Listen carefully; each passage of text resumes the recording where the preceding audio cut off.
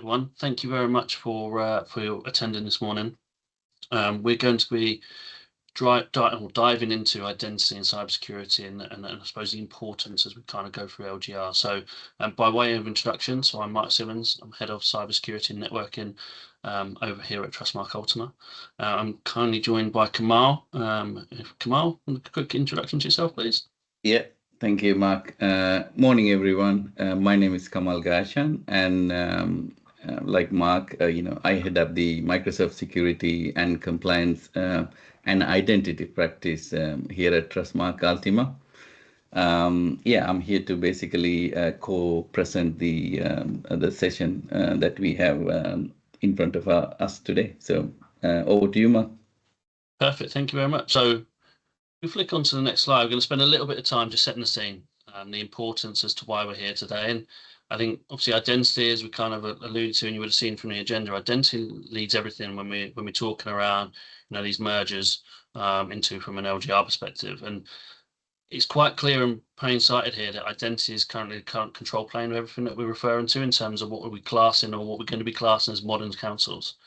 We look into the applications in terms of deliverables that we use on a day-to-day basis, and everything from your existing employees, everything is focused around utilizing identity, whether that is from Microsoft 365, whether that is from security monitoring, it is utilizing identity as the heart of that functionality. So one, obviously, that comes from a user experience perspective, and we're going to dive a lot into that. What does day one look like and how can we support it?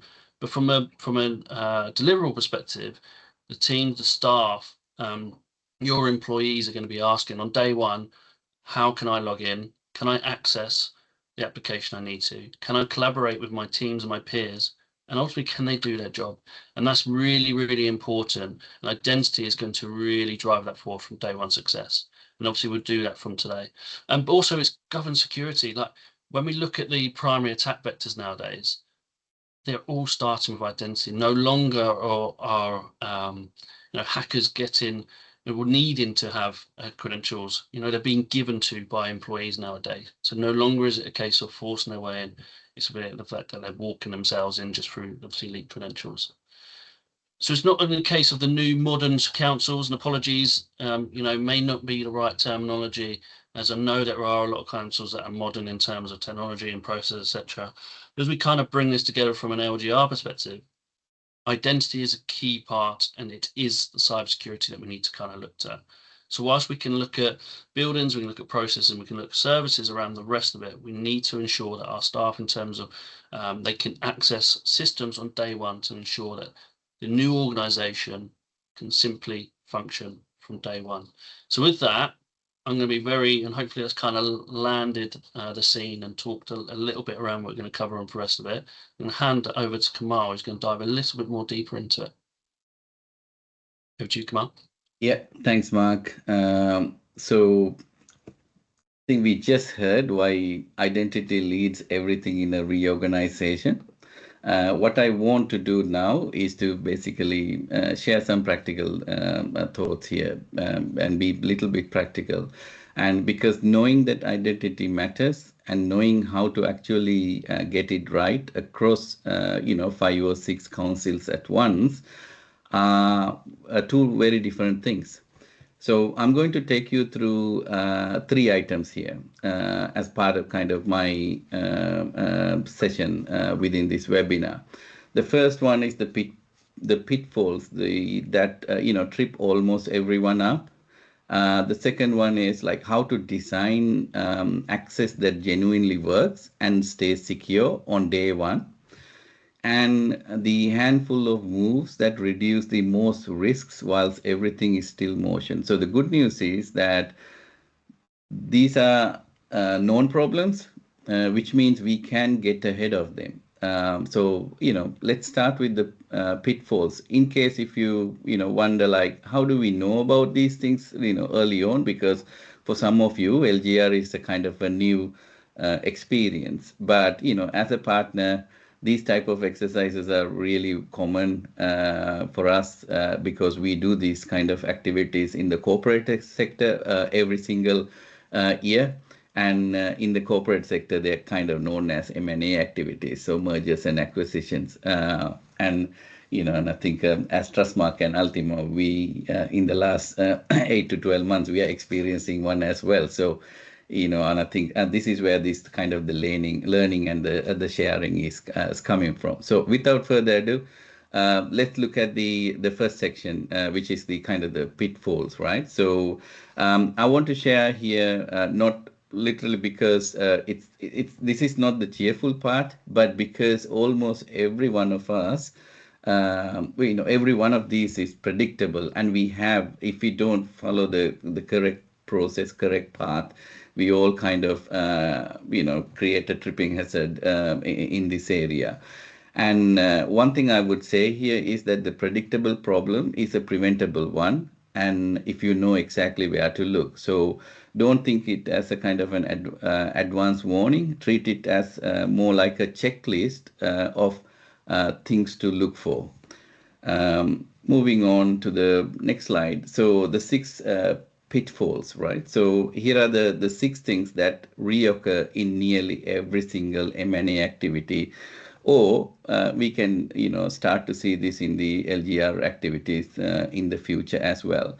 So the first one is the duplicate identities. The same person can exist in several times over across different directories that you're trying to combine, with no single source of truth about what they really are. So, John Doe can exist in 2, 3 different places. And so as an organization, you need to have a mechanism in place to identify, which John Doe is actually the correct John Doe in that given scenario.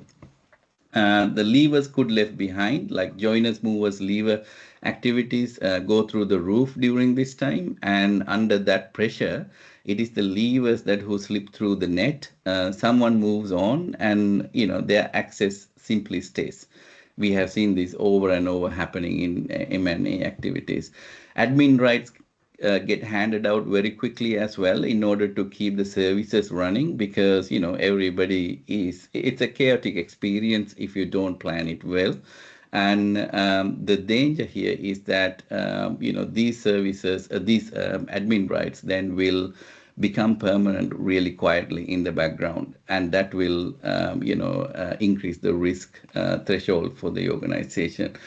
The accounts and the permissions nobody owns or even remembers creating will become a thing. And it's important to know, like, the door left unlocked that no one is watching is the most dangerous kind of entry point for any organization.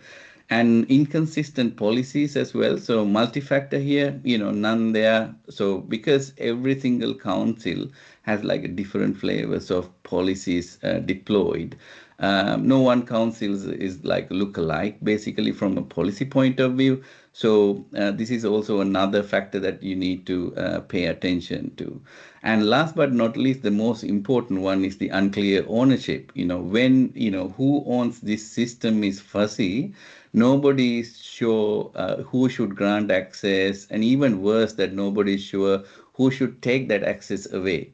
So, these are the common issues that we have seen based on our experience in the past, like through these M&A activities. And I think hopefully you can see that, none of these, gaps or pitfalls are not sophisticated attacks. They're all quiet, ordinary gaps that open up when organizations combine under pressure. So, what's the pattern underneath? Now, how does these reorganization triggers these kind of so reliably? There are 4 reasons, and none of them is about people being careless. First one is a speedo process, and we have seen over and over that services have to keep running, so access gets granted fast and clean up later kind of ethos, and later has a way of kind of never arriving, right? So and no single owner. I did mention earlier as well that during transition, accountability for system is genuinely structurally unclear. And too many moving parts, because these kind of activities is when people, data, and systems all change at once. So the gap hide in plain sight, within the kind of the noise. So, and tooling that isn't joined up as well. So each organization governs identity their own way. So there's no single view across them, and this can be a kind of a weak point as well. Now the useful part. So why they happen. So if these is, these are the kind of the causes. Here are the questions that you should ask from the right people to expose the symptoms really early on in your journey to this LGR activity. So first and foremost, can we produce one trusted list of every admin account across all the councils?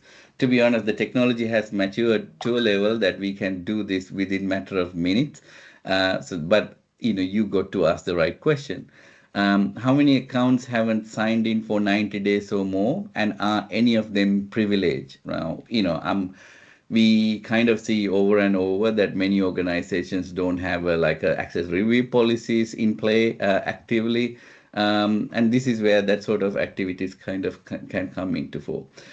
Is every account traceable to a real client, currently employed person, and you don't have kind of ghost or skeletons, hanging around in your directory?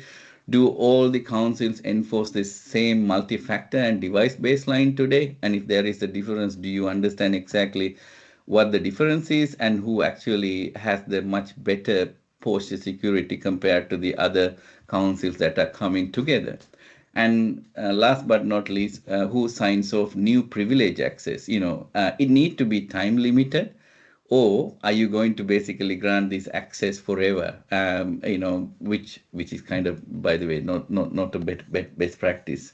The Now, knowing how to ask the question. Now, let me just take you through to that second part I mentioned right at the beginning, designing secure day one access.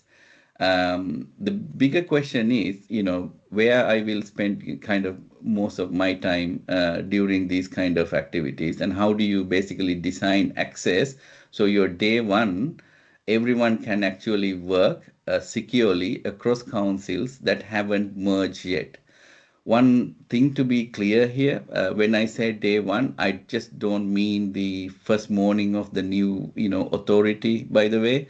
I mean the whole transition window, and that is day one, where we run several organizations as if they are kind of already one, because there are ways that we can mitigate some of those known issues very clearly, and hopefully in the next couple of slides, I can share some of that information with this audience as well. So,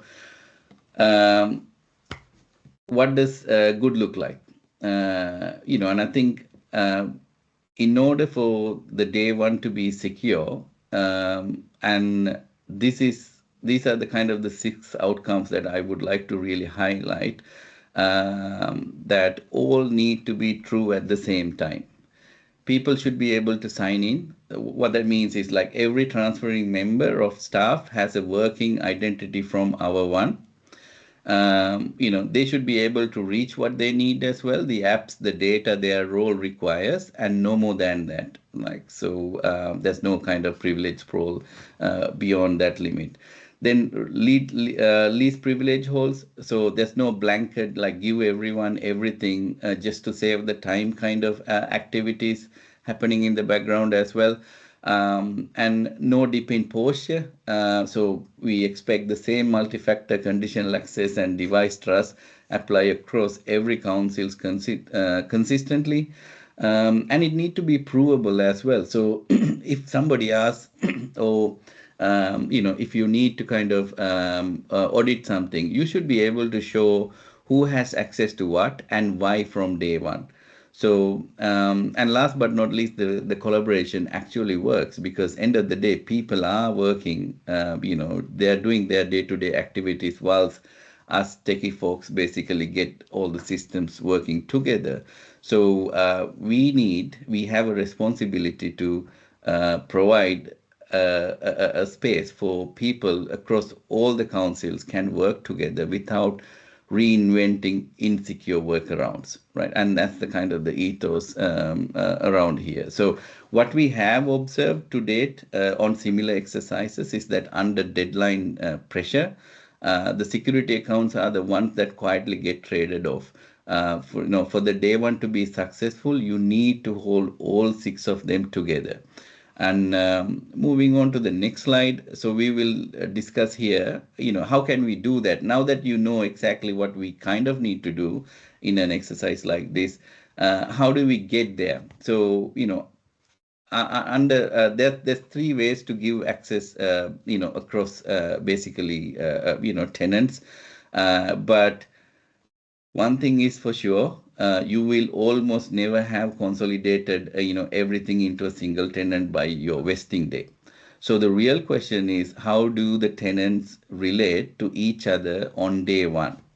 And this is where the 3 honest options comes in, right? So it doesn't matter which, part of the world you're in, and when you're going through this LGR exercise, you will resort to one of the 3 options. First one is the consolidate. So migrate everyone into a single large targeted tenant.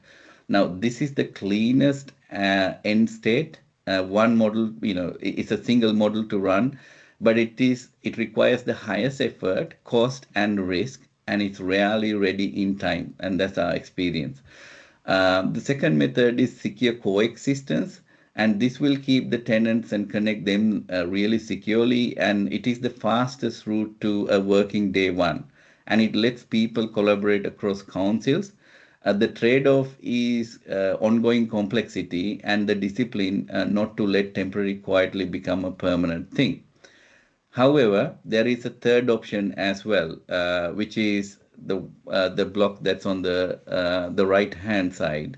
This is what I call it as the pragmatic middle, right? So we can coexist now, then consolidate. So we can connect securely for day one with properly funded migration plan behind it, and this we believe this is where the most organization program sensibly land within the LGR space, because there are so many complexities in your world, and applications, systems, etc., etc.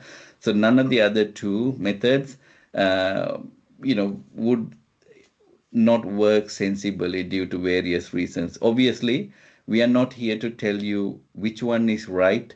It depends on your circumstances, your timeline, your budget, and your appetite to risk. But one thing I would kind of say here, in this slide before we move to the next one, is that the most expensive mistake don't come from choosing the wrong option.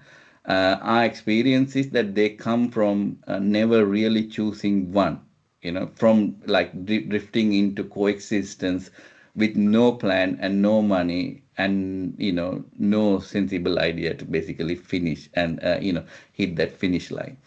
So it's important that there are choices here, but we need to make that choice. And that choice is subjective as well. And this is where partners like us kind of can come and help you understand that option, because as I mentioned earlier, there's no kind of one size fit all kind of solution to every scenario. Moving on to the building blocks. So what secure cross-tenant access is built from. So whichever of those one of the 3 methods that you choose from, the cross-tenant access is built from the same set of blocks. You got to have an identity baseline. You got to have a shared security baseline. What that means is like a common multi-factor conditional access device trust standard that every tenant meets and honor. And cross-tenant access settings and cross-tenant synchronization with multi-tenant organization capabilities as well. So, these are automatically provisioning like people as members across tenants. So collaboration in Teams and Microsoft 365 just works from day one, and importantly, remove them again when they leave as well. The technology support all of these activities, and probably, and again, you need to go back to those questions and ask honestly, like, do we have that level of maturity? If it is not there, and I think this is something we need to kind of pay attention to, because This is the only way we can actually lead a successful LGR, a reorg model from a technical point of view. And a privilege access model as well. So time limited approved admin through PIM per tenant with a clear plan for cross-tenant administration. Because one thing that you will see in this exercise is there will be so many administrators come the vesting day, and you need to have a really clear understanding of who is who and who is doing XYZ activities, in the new the merge organization. And last but not least, the joiner mover lever flow. So access is granted and crucially removed as people change as well. Again, you really do not need to do these things manually these days. These are core capabilities that currently embed into Microsoft Entra. But it's just a question like, are we ready for it? Can we enable those things really quickly, efficiently, without taking too much to support that entire transition? Moving on, secure day one in one picture. Again, if you take one snapshot today from this webinar, I think take this one, because let's look at from left to right, right? So on the left, your council tenants. Now, I have displayed 3 here. It could be 6 or 7, depending on your circumstances. In the middle, a single baseline gate, the same multi-factor conditional access and device trust standard that every tenant has to pass before it's connected to the other. And only then, on the right, do you switch on govern collaboration across them. So cross-tenant access settings, synchronized memberships, privilege access under PIM, and access reviews watching over the top. So what is the outcome we are aiming for after all of that? The right person on a trusted device getting only the access they need, provable across every council. Moving on. The one rule. So in here, this is the single most important sentence in this kind of entire webinar. The set and enforce the baseline before you connect the tenant. And not really after, because after is just too late, and we know that by experience, having done these kind of exercises so many times. And it really matters, because the moment you connect two tenants, you pool associated risks as well. So if there is a weakly governed council, and the council with a better posture will inherit that weaker posture as well, in whether you like it or not, and that is, it will happen. So this is this readiness checklist. I would hold a program to before it connects everything. A common multi-factor and conditional access baseline agreed across all councils. Duplicate and stale identities identified before connection, not after. And privilege access inventoried with PIM and approval in place. Cross-tenant trust configured deliberately, a decision, and it's not a default. A joiner mover lever lifecycle automated where possible. Obviously, not every council has like all singing, all dancing HR systems, etc., to basically connect end-to-end JML process, but at least you can reach a certain level of maturity with just Entra alone, and you should not ignore that. And then access is logged and reviewable from day one, because you will start to see the identity logs will go through the roof come the vesting day, and we need to be able to basically track every activity. That is the only way you're going to basically safeguard your own kind of crown jewels and your world base going forward. Right. Moving on to the next slide, which is the third part. This is the part 3 of that, my section that I explained earlier. Getting access right is the foundation.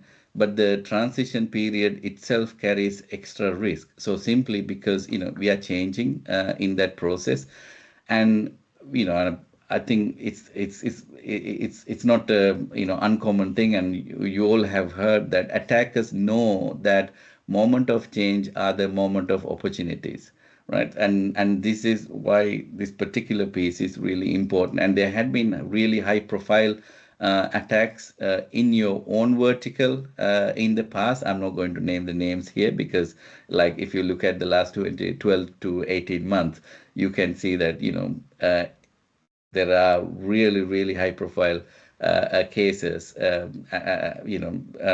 on paper, and as a result of like a loosely governed environments. And when you look at some of those cases, you can see that some of those were like preventable, to be honest, if you had the right type of guardrails, implemented as a part of that exercise. So, the upheaval widens with the gaps. So where risk concentrate during upheaval, now you can see the human layer. That's one area where the risk would actually concentrate, because when your people already expect unusual request, a phishing email or an impersonated colleague lands far more easily. And this is one reason why attackers are actually, identifying these as a kind of a really good opportunities. As Mark said earlier, you really do not need a sophisticated attack. You just need to basically take a phone call to the service desk, and you got access into the one of the accounts into the system, and that would be it.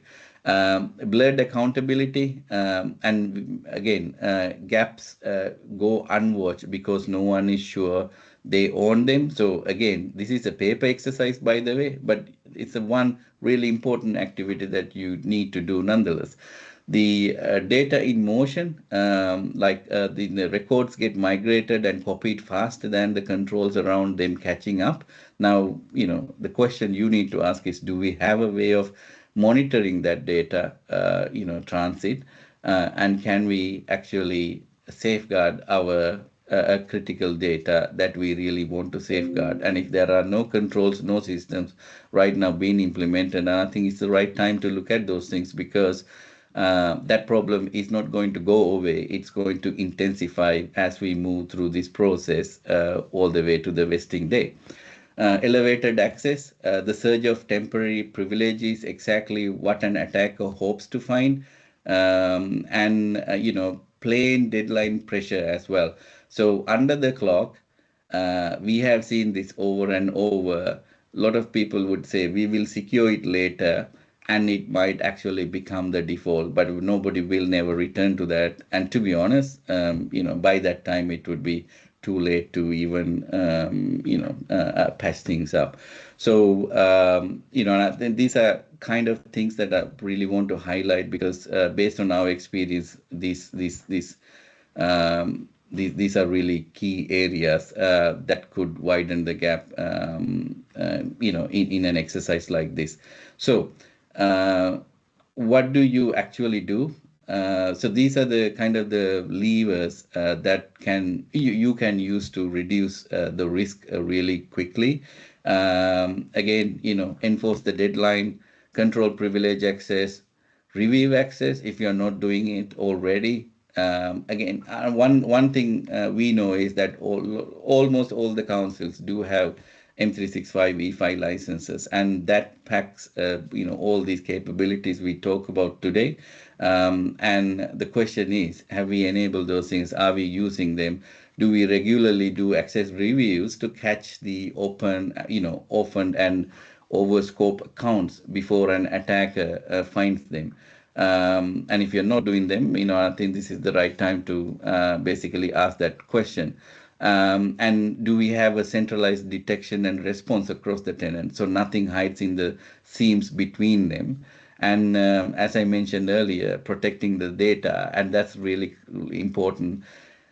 Have we classified? Are we protecting? Are we retaining citizens' data lawfully as it moves and as it rests on our devices as well? So again, few things that you can actually ask yourself. One other thing I just want to highlight here, again, as cybersecurity professionals, here's how we ground everything we discuss kind of via framework as well. On the left, you can see that our NCSC framework for local government, it gives every council in your merger the same yardstick, so to speak, for objectives, managing security risk, protecting against attack, which is where kind of identity and access really lives, and detecting events and minimizing the impact of incidents. The value of a shared framework in a merger is that everyone is finally being like marked against the same paper as well. So again, if you haven't adopted it, this is the right time to actually have a meaningful conversation with your other colleagues that who are kind of coming together. On the right, 6 things that I would start inside the first 90 days basically. I did kind of touch on some of this already, but really quickly, inventory identities and admin rights, agree a kind of a common baseline and start enforcing it.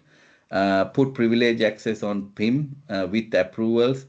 It's even surprising to see this day and age, like, we still have global administrators with standing rights, and that's a kind of an invitation to an attacker to basically come and do all the damage that they can do.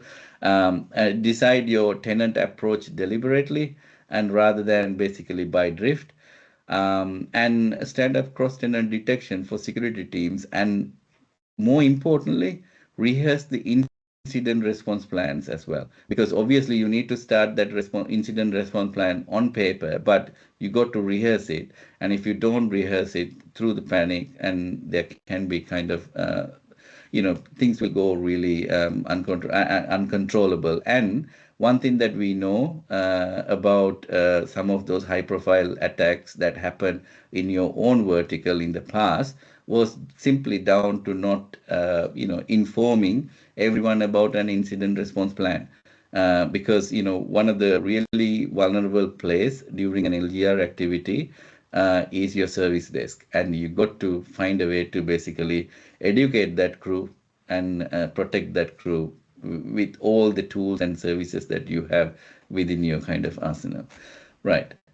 Moving on to the last slide that I have on my side, which is, these are the 3 things that I want you to remember, and these are kind of the takeaway. One, the pitfalls are predictable. So duplicate identities, forgotten levers, privilege sprawl, they turn up in every merger. We have seen this over and over, which means you can, with a little bit of plan, get ahead of them. Number 2, baseline before you connect. Secure day one is not really a technology problem. It's a sequencing decision. So it's important that you having a baseline before you connect. And number 3 is that the 2 levers do most of the work. So enforce the baseline and control privilege access using tools you probably already own. It doesn't matter whether you have M365E3 or M365E5. With a little bit of work, you can actually use these 2 levers to for your advantage. And everything else builds on these 3 foundations. So that's the wrap on my part, and I will now hand over to Mark to take us through the final few slides. Mark, over to you. Perfect. Thanks, Kamal. That's really, really useful, and hopefully everyone found that useful as well. I think just to kind of wrap up before we head into Q&A, so if there are any questions, start chucking them in the chat. We do have a few where we've been working closely with a few councils that have kind of come up in regular sessions we've been running individually, so I will share some of those. And if there are any questions, start chucking them into the chat. But it's probably worthwhile in terms of how we can help. So before I jump into these 2 workshops and assessments, Kamal mentioned around aligning to CAF. It's not specifically, CAF is much wider than just identity, so it's not something that we've put on here, but it's worth noting that we have a dedicated GRC team that can help. So if you do want to benchmark against CAF, please do reach out to myself, Kamal, or your dedicated account manager. We can obviously look at those CAF assessments.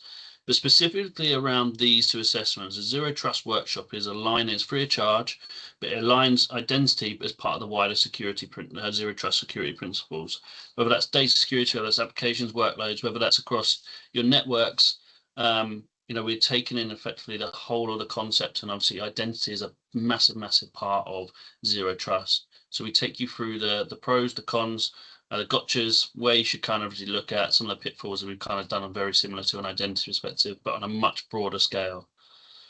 Or more on a specific on identity, what we do also provide is a current state assessment. So this is alignment across various different operational teams, infrastructure, security, key stakeholders in the organization, which is looking around where you are today, where the best practices are, and where we can get you to support you in terms of day one, but not just day one, but beyond. So this includes a strategy roadmap, takes in technology, takes in the people, takes in the processes. We are obviously covering not just IAM, we're looking into privileged access, we're looking into governance, a JML process, etc. And again, what it really feeds into is that least privilege, that zero trust aspect of it. So we're still combining sort of data. So again, if there's obviously any interest in the crossover those, again, please reach out to myself, please reach out to Kamal, please reach out to your account manager. I'll be more than happy to talk a little bit more detail around those sort of outputs from those reports and those assessments. Without further ado, that kind of wraps up. We've got about 5 minutes. We're running into time, which is a good thing. Kamal and I have a tendency to waffle on a little bit too long. So we get to Q&A. So please, if there are any questions, chuck them in the chat. I say we do have a couple whereby we've been working with a few other councils which have come up over the last sort of couple of months. So I thought it was pertinent to share this to the audience today. And again, Kamal will probably be able to answer these, and you may have something, may have something here. But one of the questions that came up actually probably more recently was how quickly should we remove legacy identities? Kamal, do you want to answer that one, or do you want me to take it? No, I think, probably the first and foremost, as we kind of covered in our deck as well, what we really need to do is you need to utilize access reviews as quickly as possible and use that to remove like inactive and high risk account first. And then, that as a kind of a stepping stone to, activating that part of the action. You can then move into basically look into other areas of business as well, based on the risks and the appetite, right? Anything else you want to add to that, Mark? Yeah, no, I think the main thing on there is risk-based approach, I think is the answer. I think as we kind of move forward through maturity and as we kind of evolve as through with yourselves and your identities and maturity, this will obviously flow into JML, etc., JML processes. But in terms of that day one and looking at obviously removing that legacy identities, look at it from a risk-based, so obviously those inactive ones, looking at those high-risk profile accounts, etc., as a priority. I was going to change the order of this, but actually no, I'm going to stick it to this one because it's probably pertinent. So, what's the biggest day one mistake? And again, Kamal, I'm going to target this one at you because obviously you're very much on the front line delivering this, implementing this for clients. So, it'll be good to kind of hear your perspective. But what's the biggest day one mistake that you've seen across? No, I think the most of the time, I think a lot of organizations. This is very common even outside of councils, LGRs basically, and we have seen this in the corporate sector and healthcare as well. That a lot of people kind of make decisions based on the technology integration. And I would say that's the kind of the biggest mistake. Because what you really need to do is like you need to start with the identity governance and think about how to govern the estate because it's a new world order, right? So after the vesting day, there's a new environment, so new process need to be kind of introduced. And I think more importantly, we mentioned this in our session as well, the accountability. Who owns certain actions, within that identity and access management sphere. And to be honest, it doesn't stop there. As you said, Mark, it goes beyond because identity is the foundational kind of vertical, but once you get the identity right, you kind of need to expand towards the devices, you need to expand towards the data, and in every single kind of vertical, you need to identify their rightful owners. So that's what kind of set the governance, and it sets the North Star. So once the North Star is kind of firmly in place, technology can come and help enable achieving what's set out to achieve, in that blueprint anyway. Perfect. And then we got one last question. I say I've not seen anything come in the chat yet, so I'll end on this one, and I'll start off, and then Kamal, if you just jump in. So we've had a few primarily for the previous slide actually, but quite a few of the councils that we've been speaking to have asked where they should start. So where should councils start? And that's purposely why we've got some of those assessments and the workshops that we spoke around on the previous slide. But ultimately, it's understanding, it's getting an inventory, your identity inventory as it is today across obviously multiple councils, however many there are in terms of combining, because you're going to have different inventories, different technologies, different processes, and also different access controls. And obviously trying to merge those into one single organization is going to be very, very difficult because different people are going to have different aspects and different tools, etc. So obviously back into the point is understand the inventory and not focus on that technology perspective. Do an access review, privilege account review as standard, and a full-blown sort of assessment across multi-factor authentication. And then the aim of that is obviously doing that and building that into an identity governance roadmap. So from day one, short term, into sort of more longer term and strategic perspective, from a people, from a process perspective. And obviously technology becomes a foundation part of that, but it's ensuring that we have the baseline, ensuring that we've got the, I suppose, the imagery and understanding as to where we are today to obviously move forward. So again, that's purposely why we have these workshops and assessments to really help and guide you in terms of obviously avoiding some of those mistakes across that we've seen across not just councils, but across corporate, private sector as well, to ensure that obviously you give yourself the leg up you need in terms of obviously making it success, as there's a big change depending on obviously the sheer size.